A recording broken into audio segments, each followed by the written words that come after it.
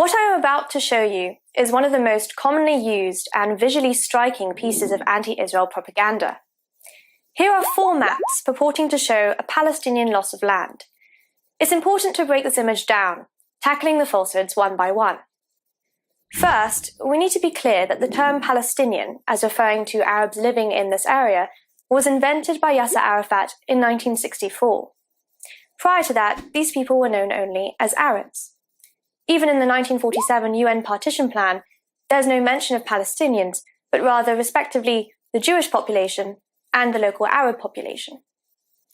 And this makes sense, because there's never been a Palestinian state.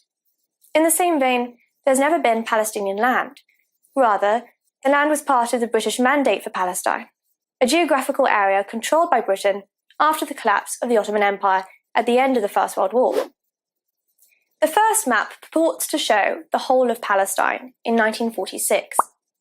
The flag you see here was actually first adopted in 1964 by the PLO. The vast majority of the area is shaded green to represent the 1 million Arabs living there, whilst the white spots represent 500,000 Jewish inhabitants. This map conveniently omits the area of the Mandate which, on the 15th of May 1923, Britain severed to create an independent Transjordan, handing 3/4 of the British Mandate. This created the Hashemite Kingdom, which we know today simply as Jordan, a Muslim Arab state with a population of 70% Arab Palestinian descendants. By refraining from depicting the whole of the British Mandate, the propagandist presents it as 1/4 of its actual size, and falsely represents it as Palestinian land. The second map suggests that the UN partition plan, which ended the British Mandate, established Jewish land and Palestinian land. While the partition plan called for the creation of a Jewish state and a state for the local Arab population, the Arabs rejected the plan. They refused to accept the existence of a state for the Jews, so a second state, after Jordan, for the local Arab population never materialized. Instead, in 1948, within hours of its declaration of independence, 7 Arab countries attacked Israel with the intent of annihilating it. The end of that war, in which the fledgling Jewish state defended itself and fought for its very survival, brings us to the third map. Often called the 67 borders, these are neither borders nor do they date from 67. This is in fact the armistice line of 1949, simply reflecting which entity controlled what land when the fighting stopped. Map number 3 represents Gaza and the West Bank as Palestinian land. This is again a falsehood. The West Bank was land occupied by Jordan from 1948 to 67 and ethnically cleansed of its Jews. Gaza was occupied by Egypt from 49 to 67. Still today, Egypt holds parts of the Strip from Rafah to the south.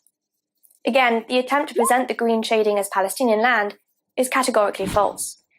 The fourth map shows what it terms Palestinian land today, and implies that this is what remains of a larger original territory. This is not what is left. Rather, it is the only land which Palestinians have ever controlled.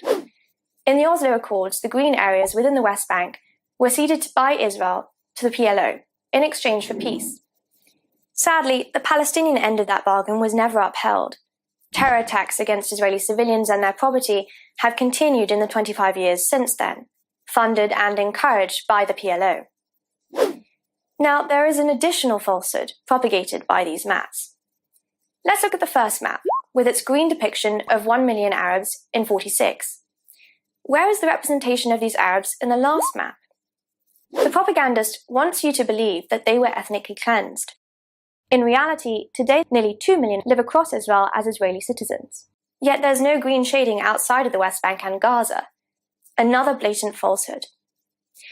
Sadly, these misrepresentations are widespread. Just do a Google image search to see how pervasive they are. These false maps are relied on as fact by respected journalists and academics worldwide, who themselves have been fooled into believing them. They in turn unwittingly spread the propaganda themselves. We cannot allow these lies to continue. Share this clip and spread the truth about these maps. I'm Kiki Hausdorff, and you're watching JTV.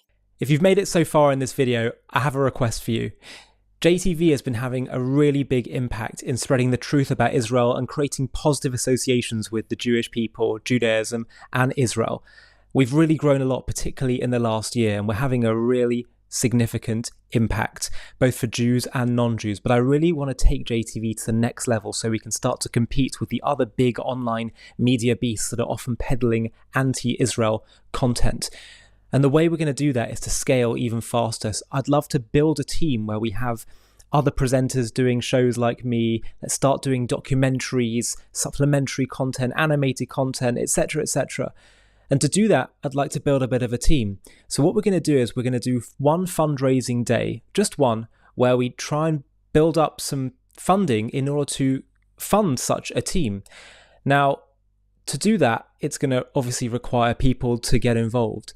And I'm wondering if you would consider, if you're watching JTV content and appreciate what we do and want to help partner with us in taking this to the next level and spreading the truth farther and wider than ever before, I wonder if you'd consider partnering with us simply by running a mini page on the fundraiser that we do, where you just reach out to your contacts on that day that we choose to fundraise and see if they'll all chip in.